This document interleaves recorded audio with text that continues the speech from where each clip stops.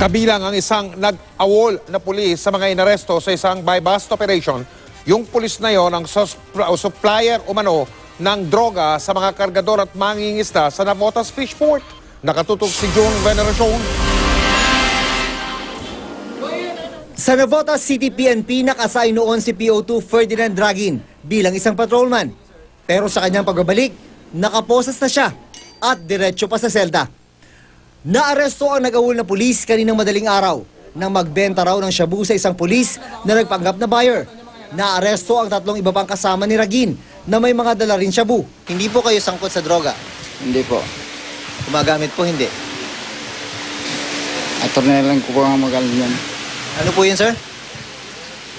Attorney ko na lang po ang magtatanggol sa akin. Bukod sa droga, nakuha rin kay Ragin ang kanyang tsapa. Mga residente rin daw ang nagtimbre sa mga pulis tungkol sa pagtutulak nito ng shabu.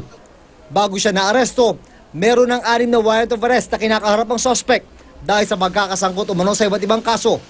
2013 na mag-awol si Ragin. Nagpakilala po siyang pulis na siya raw po dating pulis ang pakilala po niya. Pero po dahil nga po nabilang po siya amin ng droga, isinantabi po namin yung pagiging dati niyang pulis para po respetuhin yung batas natin. Lumalabas sa investigasyon ng Navotas PNP, si Ragin din na nagsusupply daw ng shabu sa mga naghahanap buhay sa Navotas Fishport. Ang kanyang mga parokyano, mga kargador at mangingisda na kadalasang sa gabi hanggang umaga ang trabaho.